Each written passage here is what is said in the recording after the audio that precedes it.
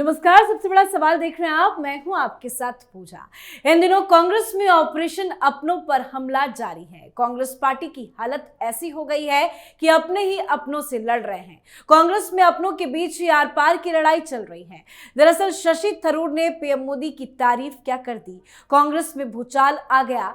शशि थरूर ने भारतीय नाविकों की सुरक्षा के मुद्दे पर प्रधानमंत्री मोदी के प्रयासों की सराहना की और जैसे ही थरूर बोले, पवन खेड़ा को मैदान में उतार दिया गया। पवन खेड़ा ने थरूर पर ऐसा तंज कसा कि मामला सीधे महामानव मोदी और भक्ति तक पहुंच गया। पवन खेड़ा ने व्यंग करते हुए कहा कि शशि थरूर अब वो बातें भी सुन लेते हैं जो प्रधानमंत्री मोदी ने कही ही नहीं। खेड़ा ने कटाक्ष करते हुए कहा कि शायद महामानव मोदी के भक्तों के लिए मोदी जितना कम बोलते हैं उतना ज्यादा सुनाई देता है। कांग्रेस के एक वरिष्ठ नेता का अपनी ही पार्टी के सांसद पर इस तरह का हमला करना बताता है कि पार्टी के भीतर मतभेद कितने गहरे हो चुके हैं। वैसे थरूर जब जब मोदी की तारीफ करते हैं कांग्रेस को मिर्ची लगती है, पर अलग अलग राज्यों में जिस तरह से टूट फूट हो रही है उसको इससे जोड़कर इस बार देखें तो मामला बहुत साधारण सा नहीं लग रहा है। तो क्या कुछ चल रहा है कांग्रेस पार्टी में, आखिर क्यों थरूर खेड़ा में ठन गई है, आज इसी पर चर्चा करेंगे। मेरे साथ स्टूडियो में मौजूद हैं कैपिटल टीवी के editor in chief doctor Manish Kumar. Doctor साहब, बहुत बहुत स्वागत है आपका। धन्यवाद। हमेशा शशि थरूर विदेश नीति की पीएम मोदी की तारीफ करते हैं, लेकिन मामला इस बार क्या साधारण सा लग रहा है? आखिर क्यों पवन खेड़ा को मैदान में उतरना पड़ा, प्रेस कॉन्फ्रेंस तक करना पड़ा और कांग्रेस पार्टी की तरफ से कई सारे ट्वीट भी सामने आए हैं? देखिए, पवन खेड़ा की कोई औकात ही नहीं है कि वो इंटरनेशनल रिलेशन के ऊपर शशि थरूर के सामने खड़ा भी हो सके। जुबान खोलना तो दूसरी बात है कि कोई जातिगत कमेंट्री मैं नहीं कर रहा, लेकिन एक कहावत है, कहां राजा भोज कहां गंगू तेली। ये डिफरेंस है शशि थरूर और पवन खेड़ा में। पवन खेड़ा इसी बदतमीजी और बददिमागी की वजह से जेल जाते जाते अभी बचे हैं। कोर्ट से अगर बेल नहीं मिला होता तो सलाखों के पीछे होते। तो ये क्यों होता है? ये इसलिए होता है क्योंकि ये सब राहुल गांधी करवाते हैं। It is not Tharoor versus पेड़ा और Khera, it is Gandhi, Rahul Gandhi versus Shashi Tharoor. मैं एक बात कह रहा हूं कि अगर रीढ़ में जरा सा भी हड्डी है, जरा सा भी आपके अंदर स्वाभिमान है या आत्मसम्मान है, राहुल गांधी को, शशि थरूर को पार्टी से निकाल देना चाहिए। नहीं तो ये रोज का बकवास बंद करना चाहिए। पूरी की पूरी कांग्रेस पार्टी को डिप्लोमेसी और इंटरनेशनल रिलेशन शशि थरूर बिठा के क्लास लेकर के पढ़ा सकते हैं। और तुम्हारी ये औकात, तुम आकर के यहां वही घटिया बातें। और कितना अभागा है ये राहुल गांधी कि इसे अपने ही पार्टी के वरिष्ठ लीडर, पूर्व मंत्री के खिलाफ अपने ही पाले हुए लोगों को मैदान में उतार के प्रेस कॉन्फ्रेंस करवा के गालियां दिलवानी पड़ती है। कितना अभागा है ये आदमी। क्या है मसला? मसला बहुत ही सिंपल है कि राहुल गांधी और कांग्रेस के चट्टे बट्टे वो प्रधानमंत्री मोदी की तारीफ बर्दाश्त ही नहीं कर सकते।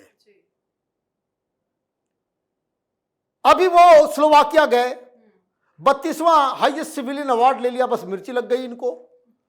और दनादन इन लोगों ने कहना शुरू किया, भाई ट्रंप से मिलेंगे तो कभी उन भारतीय नाविकों की जो है बात उठाने की हिम्मत नहीं कर पाएंगे कि डोनाल्ड ट्रंप के पास मोदी की कोई फाइल पड़ी हुई है जिसकी वजह से जो है वो डर जाएंगे, वो बोलेंगे नहीं।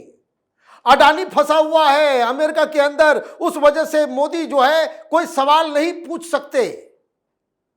मतलब मूर्खता की कोई सीमा नहीं है इन कांग्रेसियों को। और ये मूर्खता किस लिए? It is just because pathological hate that these people culture against PM Modi. मतलब इतनी घृणा। भाई तुम लोगों ने क्या, भाई देखिए, मैं कहीं सुन रहा था कि इस तरह के लोग कि जो बिल्कुल नहीं माने भक्त और उसका जो अपोजिट हो सकता है, जैसे ये लोग जो है ना दिन रात गालियां देते रहते हैं, उन्होंने कहा कि देखिए ये दोनों ही भक्त होते हैं, बट दृष्टि वो अलग है। एक भक्त बन जाता है और दूसरा जो दिन रात गालियां देता है। राहुल गांधी और ये कांग्रेसी चट्टे बट्टे जितना मोदी मोदी करते हैं ना, उतना भगवान का नाम ले तो उन लोगों को मोक्ष की प्राप्ति हो जाए, जो दिन रात मोदी को गालियां। तो आपने शशि थरूर को पकड़ लिया। क्या आप कह रहे हो?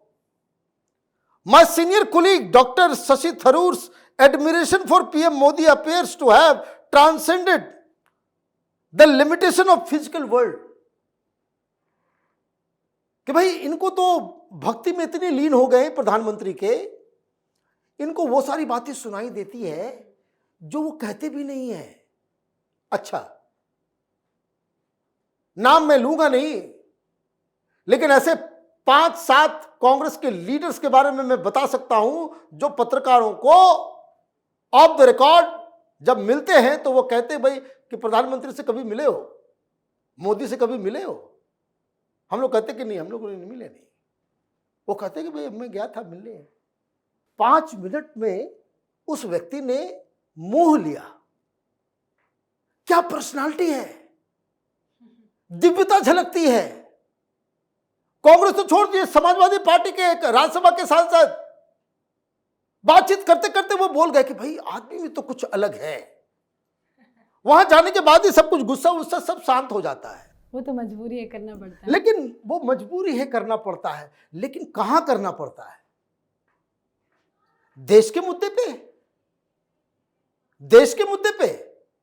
ये कह रहे हैं कि भक्ति में ऐसे लीन हो गए शशि थरूर कि जो प्रधानमंत्री ने नहीं कहा वो उनको सुनाई देता है। घृणा में कांग्रेसियों का आंख नाक कान सारी इंद्रियां ऐसी चौपट हो गई है कि जो वो चीख चीख के कहते हैं वो ना वो समझ पाते हैं, ना सुन पाते हैं, ना देख पाते हैं।